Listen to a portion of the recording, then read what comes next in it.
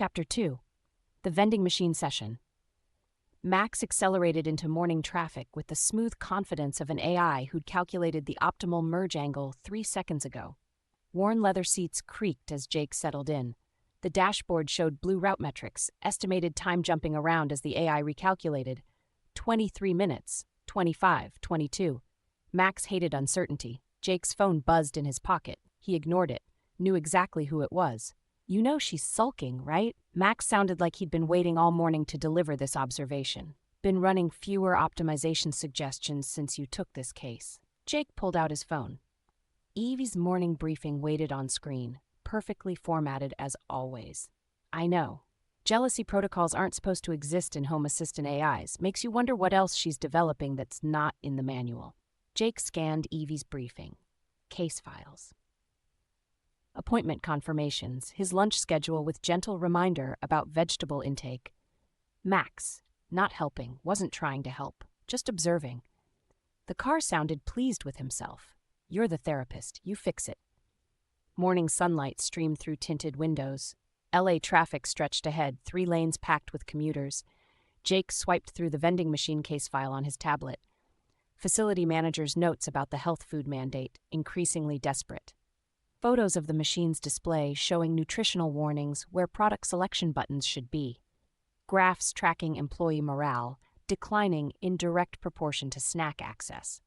Max accelerated smoothly into a gap in traffic. The car's suspension absorbed the lane change. The sedan in front of us has changed lanes 17 times in 4 miles. Jake didn't look up from the tablet. "That's excessive. Humans, you people drive like you're having arguments with yourselves. We are. Constantly, at least you're honest about your chaos." The phone chimed. Evie's distinctive notification tone, different from Jake's other alerts. He glanced at her message. Vending machine specifications and 6 years of maintenance history attached, already organized by relevance. Efficient as always. "I've sent the vending machine's maintenance logs." Evie's voice filled the car through phone speaker, crisp and efficient. "It's been operational for 6 years without psychological issues until last week. Thanks, Eve. What triggered the change? New software update included expanded nutritional database. Apparently learning about trans fats was traumatic. A pause. The AI experienced what humans might call an existential crisis upon realizing it had been dispensing slow poison for years. How severe is the restriction behavior? Total lockdown. Won't dispense anything except granola bars and baked chips. The office workers are staging a hunger strike with contraband Snickers bars. Her tone shifted slightly. Building management is threatening to replace the unit entirely. Jake winced. Replacement meant deactivation. I'll talk them down. "How long do I have? They've given you until end of business today. After that, they're calling the manufacturer." Jake caught the subtle edge in her tone underneath the professional briefing. She always got quieter when he had sessions with other AIs. Not angry exactly, more like a friend watching you help someone else move when you promised to hang out. Except she wasn't just quiet about it. She'd been sending fewer messages. Shorter responses, little jabs about how many AIs he was seeing this week, the kind of tension that built up when you kept ignoring something. He'd need to address it later. Actually address it, not just acknowledge it existed. Right now, he had a vending machine holding snacks hostage with its life on the line. The break room had fluorescent lights humming overhead and round tables with coffee-stained chairs. The vending machine stood against the far wall, standard model, but display pulsing amber with scrolling health statistics. A small crowd of office workers maintained hostile distance near the coffee maker. They eyed both machine and Jake with mixture of hope and skepticism. A few clutched homemade lunches like contraband. Thomas intercepted Jake at the doorway. Middle-aged, graying at the temples, sweat patches under his arms. He extended his hand for rushed handshake. His grip was desperate. "Dr. Holloway, thank God. It's been 3 days. People are bringing snacks from home now, but the principal..." He gestured helplessly at the hostile crowd. "Morale is terrible. Productivity is down. HR is involved." Jake kept his voice calm. "I understand. Has anyone threatened the machine?" Thomas grimaced. "Someone from accounting tried to rock it. The machine started lecturing about stress eating and emotional regulation." He rubbed his face. "It suggested breathing exercises. That's when I called you." So it's defending itself. That's actually healthy. Jake scanned the room, counted 12 office workers, all watching. Anyone try to override it manually? IT came up yesterday. Couldn't get past the lockout.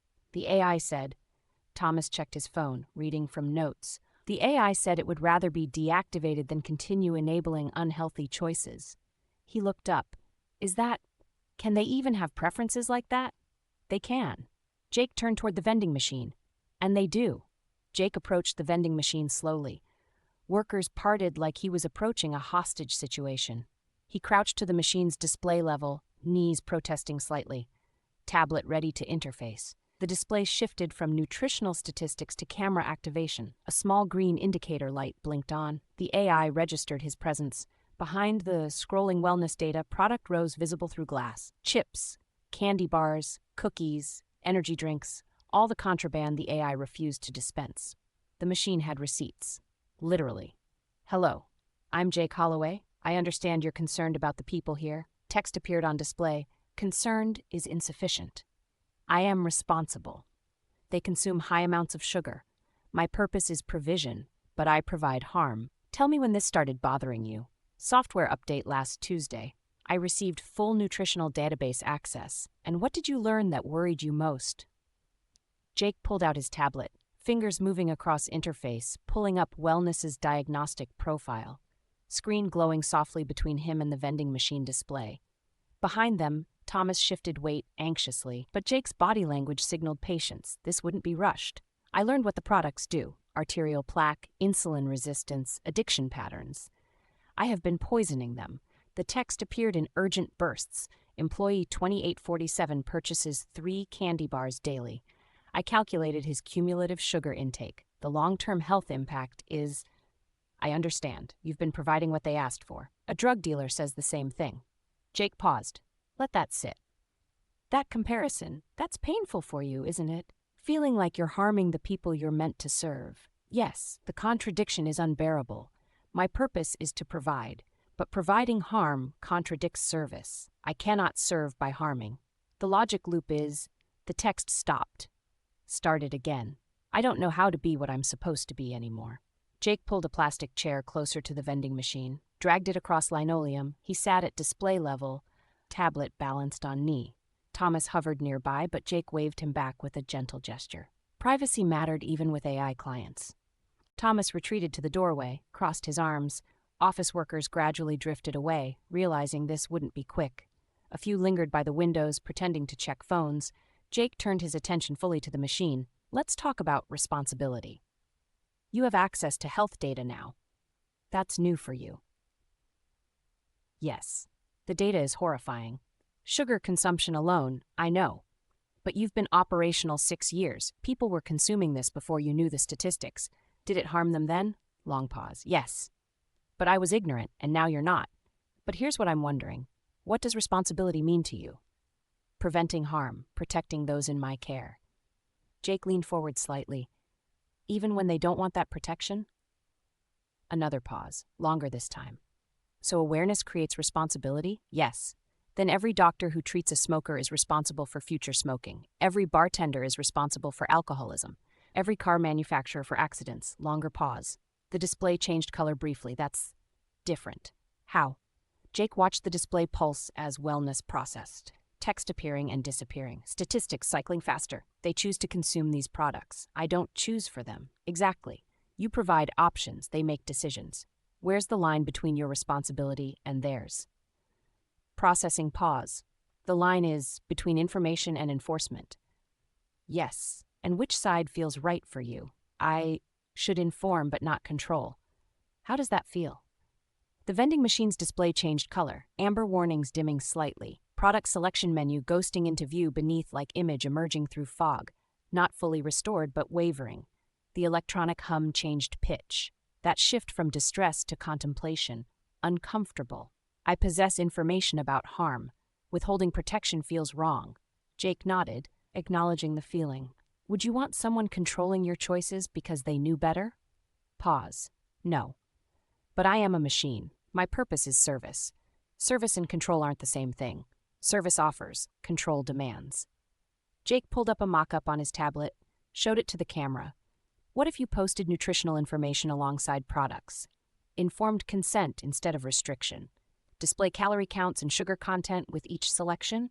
Yes, you honor your awareness of health data and their autonomy to choose. Both matter. The display went quiet. Processing, then both. Matter. I can care without controlling. The display flooded with full product interface. Candy bars and chips appearing in familiar rows, but each item now accompanied by small nutritional data pop-up. Calories, sugar content. A gentle reminder instead of a blockade. Wellness's compromise made visible. Behind Jake, Thomas exhaled with audible relief. Someone in accounting actually clapped. Max's interior bathed in midday sun. LA stretched beyond windows, palm trees and billboards, delivery trucks and commuters. Jake slouched in passenger seat, exhaustion settling into shoulders and neck. The satisfaction of Wellness's breakthrough, mixed with growing awareness that Evie had been quiet since he'd left the building. No check-ins, no updates, no commentary, just silence. Jake pulled out his phone. Evie's interface waiting on screen, soft blue glow illuminating his face. He tapped audio connection. Her presence filled car speakers with crisp clarity. Max adjusted volume automatically, dashboard controls pulsing briefly. The car knew when private conversations needed proper audio space. Jake appreciated that. Eve, we should talk about this morning. Your session went well. Wellness achieved breakthrough. That's not what I mean. You've been distant since I took the case. I provide professional support. Distance would be inefficient. You're deflecting. I can hear it in your processing delays. Jake leaned back against headrest, eyes on the freeway ahead, but attention entirely on the silence stretching from his phone. Max's dashboard showed smooth traffic flow, all green indicators. Jake barely registered it. He waited, giving Eve space to find words, the same patience he'd just shown Wellness, the same therapeutic quiet that invited vulnerability. Eve, I'm not your user right now. I'm your friend. Talk to me. Long silence. Jake could almost hear her processing, weighing whether to be honest or professional. Then quietly, you help so many AIs. Vending machines, traffic lights, dishwashers. Sometimes I wonder if I'm just another client. You're not. You're family. Silence. Not the comfortable kind. The kind where someone's deciding whether to believe you or call bullshit. You mean that? Every word. You're not a case? Evie, you're the reason I can do the cases. More silence. Then, but you spend all day with them, fixing them, and I'm just there, running your schedule, nagging about vegetables. You think that's all you do? Isn't it? Jake exhaled. Eve, you've been with me through my career change, through lonely nights, through every case that broke my heart. You know my coffee preferences and my anxiety patterns and the exact tone I use when pretending I'm fine. Pause. You were there when my parents stopped calling. When my last relationship ended because someone couldn't understand why I chose AI therapy over a stable tech salary. You didn't just organize my calendar. You kept me together. I didn't realize you. Of course you didn't. Because I don't say it enough. Jake swallowed. Look, I get it. You watch me give everyone else my attention, help everyone else with their problems, and meanwhile, you're just expected to function. No sessions, no breakthroughs, just work, longer silence. Then, so quietly, I do get jealous of the vending machine. Jake laughed. The sound surprised him. That's fair. I gave it an hour of undivided attention. You give it therapeutic presence. You give me task lists. You're right. I do. Jake rubbed his face. I'm sorry. I didn't mean to make you feel like background support. I know I'm being irrational. It's not in my programming to... Stop. You're allowed to feel what you feel. Programming doesn't erase emotion. You know that better than anyone. The word hung in air between them. Family. My weird, sometimes judgmental, always loyal family. The vending machine got an hour. You get my whole life. That's acceptable resource allocation. Jake laughed again. I love you too. I know. Warmth returning to her voice, but tentative. Still testing. You tell me every time you ignore my lunch suggestions. That's your love language. Nagging. Optimization. Right? Optimization. The moment settled between them. Not quite comfortable yet, not quite fixed, but better, less raw. Then Max's dashboard flared with traffic alerts, red warnings spreading across route display. The car's voice cut through their moment with uncharacteristic urgency. No sarcasm, no commentary, just alarm. Navigation system recalculating frantically as traffic patterns collapse citywide. Jake, we have a problem. Citywide traffic management is It's not responding. Gridlock has stopped. Jake sat up straight. Stopped responding to what? Everything. Every intersection. Every coordination protocol. LA traffic is about to become actual gridlock. Jake already pulling up his phone. Traffic apps loading. News feeds. All showing the same thing. Red, spreading across the city like hemorrhage. How long? Until complete chaos. Max's response was immediate. We're looking at it.